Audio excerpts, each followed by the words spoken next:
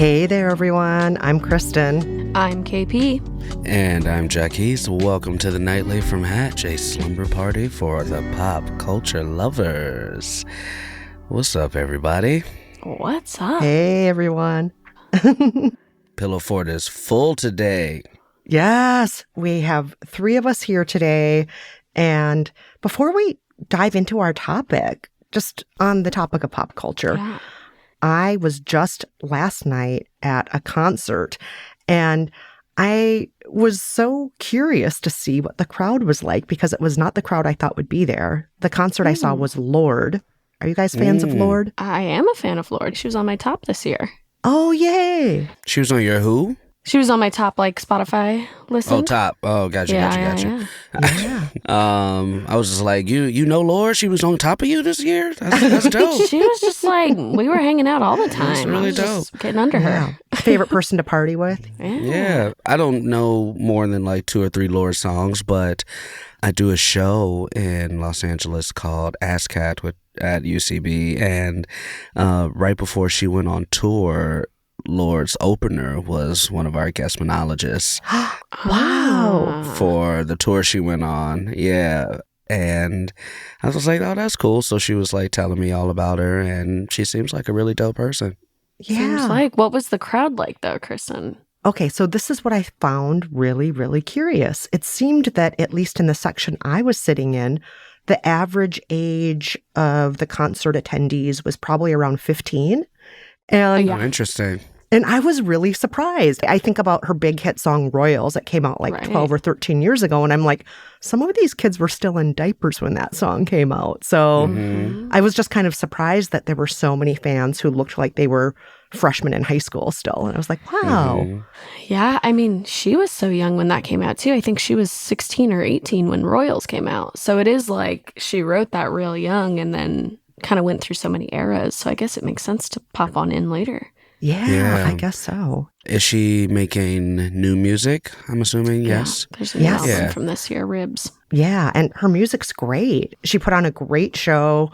She was a lot of fun. But yeah, like I said, I was just really surprised. I can't remember the last time I was at a concert, and I'm like, oh, I don't think anyone here is old enough to drive. Yeah. Concerts have kind of become a young man's game, I think. I've gone to a few that I've been like, I don't know. I guess for me, I'm not always the biggest concert head, just because concert etiquette's a little low these days. I'm sorry. I'm part of it too. Sometimes I'll talk by accident, but I just think I'm like, if I want to listen to the album and actually hear it, it's usually better to do at home. Mm-hmm. Yeah, that makes sense. The concerts that I go to are usually I've been to Kendrick, I've been to Beyonce, and those are usually concerts I feel that skew older, one. Yeah. Yes. And also everybody is just kind of hype all the way through. So the etiquette doesn't feel as noticeable, maybe. But I do remember, this was a few years ago. This was 2023 or something like that. I went to Rex Orange County at the Hollywood Bowl. Yeah. Mm-hmm. And me and the girl I went with, we were both in our 30s. And everybody, it was kind of similar to what you're saying, Kristen, where everybody there was a teenager.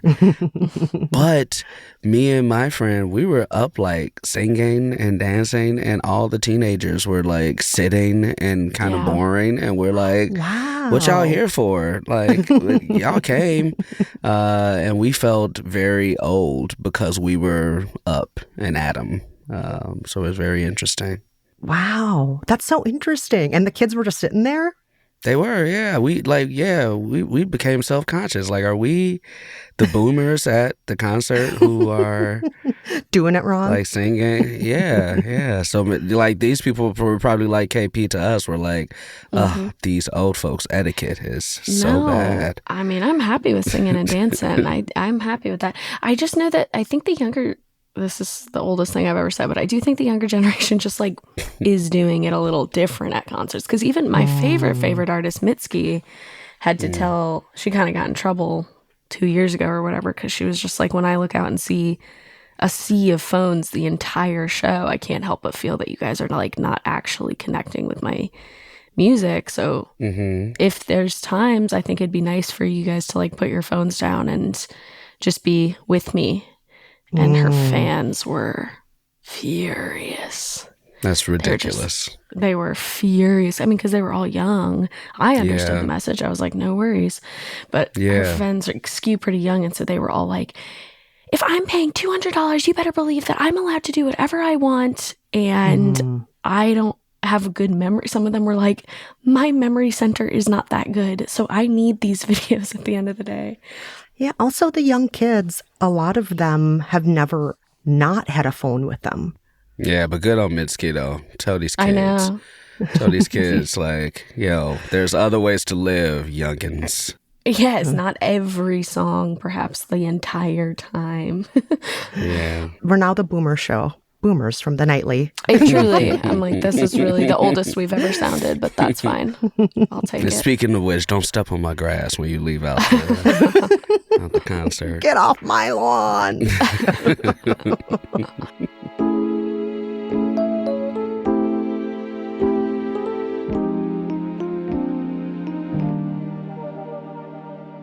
Well, speaking of Lorde, she is from New Zealand. And it's important that I bring that up because tonight I'm going to ask you two to hack me, if you can, New Zealand edition.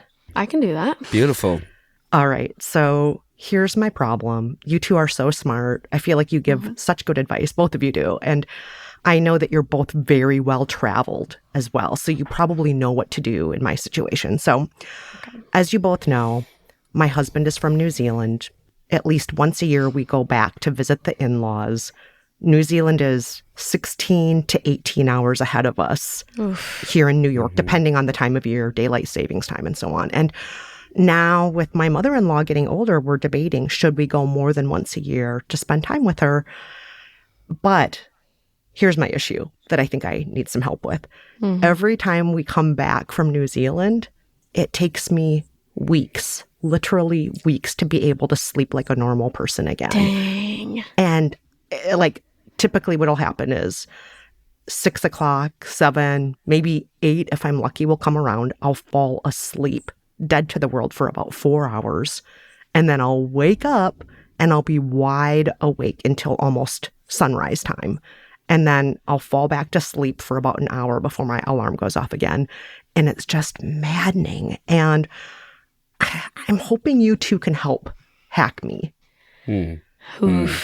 Okay. That's tough. Yeah, that is really tough. My hacks that I think of seem quite aggressive. Because to me, what I think I might do is I'm going to go ahead and swallow a bunch of melatonin gummies when it's time for me to go to bed.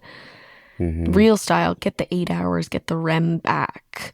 So my first thought is like, just kind of get yourself conked out, maybe run into a door frame, go to bed, you know? Those are, that's my immediate Tom thought and though. Jerry. But Jacquis, yeah, exactly. Tom and Jerry go to bed. See little birds circling around your head. Yeah. But Jacquis, what are you thinking off the bat? And let me see. Yeah, concussion sounds great. Yeah, that sounds great. I've not been to New Zealand, but I've been to Japan, which is similar. Yes. Where it's like 16 hours ahead of Los Angeles, at least. Coming back is usually easier for jet lag, but I live on the West Coast, so we're 3 hours ahead of you, so that makes it a little easier. But one hack that I always try to follow, if I can, if it works out, going or coming, is picking a flight that makes me get to my destination like somewhere in like the afternoon, like to evening time, and don't sleep on the plane.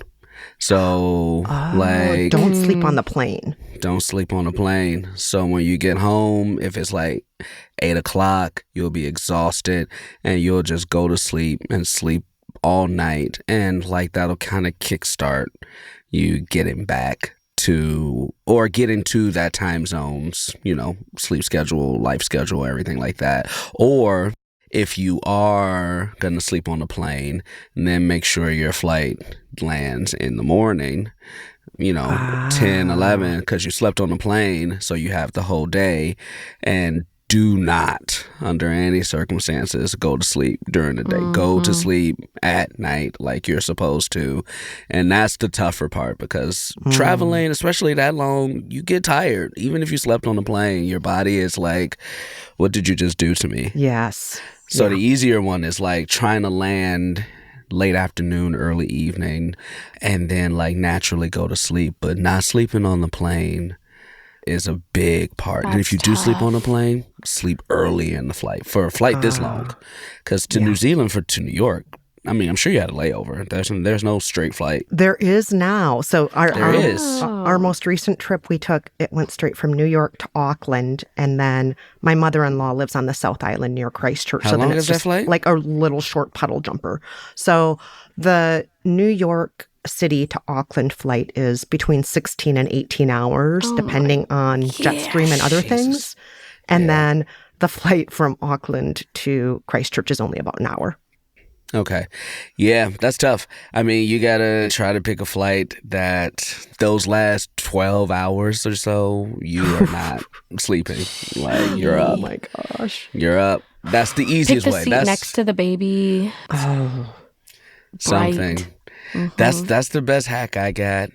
Okay, so force myself to stay awake for the second half of the flight. Force myself to. For most of the flight, not even the second half, for most of the flight. Oof. Because that's the thing. It's like you're falling asleep and you don't know what time it is, everything like that. But yeah, it's so confusing when you're in the sky. You could be any day of the week. It could be any time of the day. Yeah. I've also seen that there is like a tapering schedule that you can do. So it's like, I think I'm tempted to just be like, get to sleep the first night and then it all gets better, which I think is true. But there is like a tapering schedule that I've looked at recently where it is like on day one back, you're going to be trying to go to bed at like 4 p.m. and go ahead and try and stay. Like, you're just going to have to rearrange 5 days of your schedule a little bit to include some naps and some different things. But then if you taper into the right, it's like day one, you're going to bed at 3, day 2 at 5, day 3 at 7, and then finally you're back at like 9. I have to say 5 days would be phenomenal compared to what it is now, which is always 2 weeks. It's always 2 weeks for me. What does jet lag look like for you that's lasting for weeks? My body's like, all right, you took an afternoon nap or whatever. Now you have to be awake for the rest of the afternoon and evening, and then watch Married at First Sight with your mother-in-law while you have a gin and tonic, and then, do all the things I do when I see my mother-in-law. And so my body's waking up for that. My body's waking up for Married at First Sight or whatnot. And I shouldn't be up at 4 a.m, but I am. And then by the time I fall back to sleep, like I said, I sleep for an hour, maybe 2, and then my alarm goes off again. Right. How long are you usually in New Zealand, at least? Usually 2 to 3 weeks. So my body gets used to it. I mean, if I were there for just 4 days, my body probably wouldn't be used to it. But over the course of 2 to 3 weeks, my body gets used to it. Here is another hack. Okay. Move your mother-in-law to New York. So that way, you don't have to travel to New Zealand once or twice a year. I know that's not practical. But I've been thinking about that with people nobody lives that far from me, but the people that do live far enough where it's like, you have to travel. You got to get on a plane to get to them. I'm like, just all come to California. Like, we had beautiful first parts of our lives together. We split apart. Let's come back together and come back. Although New Zealand is probably looking a lot better than New York right now. It was summer when we were there. And when we came back to New York, it was 20 degrees. Yeah, so maybe y'all move to New Zealand. I went from 87 and sunny to 20 degrees. Y'all moved to New Zealand. And you never had to do this ever again. That's the best hack I can give. Move to the place. I went in the encyclopedia a little bit here because I was like, obviously this is an issue that affects so many people. And they were specifically saying athletes. Oh, yeah, like, that makes athletes sense. really can't afford to have jet lag. So it does look like kind of what I was saying, where it is like you can get on a schedule where it is like, now you need to go get light. And so you have to like go stand in front of the lamp for a while to simulate that it's morning. Oh my God, I could use my hatch in this way. It never occurred to me that my hatch could get me back on. Oh my That's what gosh. I'm thinking. You get a little light in you. And then I think there's times when it's like, go get caffeine right now, even though it feels wrong. And so you have to like do these things, shift your internal clock before you even leave. This is what athletes do. Yeah, that's a great hack, actually. Like a day or two before you leave, start trying to get on your home schedule. Back to New York schedule. So it may be a weird schedule for where you're at, but that one day where your mom-in-law is like, why are you going to sleep at 2:00 in the afternoon? Gotta try. We'll set you up for the subsequent weeks ahead. Probably a little bit better. Oh, that's a great idea. But it does sort of seem, from what I'm seeing in the encyclopedia, light is actually a really interesting and useful thing to get going. So you could just have some times where you're like, it is time for me to get light because it's supposed to be morning. Oh, that's such a great idea. Especially, certain times of year. Right now, it's winter in New York. The sun goes down so early. Maybe the thing is, I turn on that hatch light for 4 more hours just so that I have that light so it feels like the sun is on me. So I don't feel like, oh, it's dark enough to go to bed. It's not dark enough to go to bed. It's 4 p.m. Yeah. I do hear that we're all low in vitamin D in the winter too because there's not enough sun. So that could probably help us all. Especially if you have melanin in your skin, you are usually much lower. Yep. My doctor always tells me, take more D, Kristen, with your brown skin. You're not absorbing any D from the sun right now. Yeah. Also, maybe you could remind yourself of New Zealand sometimes by watching Married at First Sight over here. Is that what it is? Yes. Is that what you said? Okay. I think you could watch some of that over here and start to get in the New Zealand mindset again, which might put you to sleep when it's sleep time. Oh, that's a great idea too. Okay, all these tips are so good. So I'm just going to recap them to make sure I'm not missing anything. So 2 days before, maybe the one day before I leave New Zealand and come back to New York, I should try to get back on my New York sleep schedule, even if it's wacky and it means I'm going to bed very, very early in New Zealand. Once I'm on the plane, don't sleep for at least half the flight. Try to be awake on the way back. Try to land in the late afternoon or evening in New York. Once I get here, turn on my hatch light so the sunshine setting is on for a few more hours so I can have sun for longer to make me think it's still daytime. And then when it's time to go to bed, then maybe turn on some Married at First Sight, time to go to sleep. And then hopefully over the course of a few days, that will get me back on my regular schedule and possibly take melatonin, B12, and other vitamins as needed. I think that's it. You two are such professionals. I feel like that was like a full-on prescription to change my life. I don't know much, but that seems like what that's the best we can do in such a hard problem, because it is like, at the end of the day, I mean, it's fully wild. You go halfway around the planet at all. So it is going to require some ingenuity, what we've designed for ourselves. I'll also say one last thing. This is quick. As we get older too, sometimes we just got to give ourselves grace and be like, you know what? The 2 weeks. This is what's going to happen. And everybody around me, you just going to have to know. And it sucks for me, but if I need to go back to sleep, and I'm going to sleep longer than an hour. Because that's the thing too, because I'm very much like a routine person. And so getting up, and if I get up at 9, then I want to get up at 9. But for 2 weeks, if I'm like, you know what? I'm getting up at 11:30 a.m. Yeah. I'm going to do that. I'm going to do that. So I do love the kindness of that, Jacquis. I do love the idea of like, I deserve a little bit of grace here. I deserve a little bit of compassion. Yeah, I am a human easy. in a human body. Yeah. And I'm not a spry 15-year-old at a Lorde concert anymore. Absolutely. I'm way older than that. Oh, well, thank you so much, you guys. I really, really appreciate it. KP, Jacquis, you guys are the best. And after all of that advice, I'm feeling positive about sleeping better tonight. So I'm going to call it a night now. Good night, you two. Good night, Jacquis. Good night, Kristen. Good night, Kristen. Good night, KP.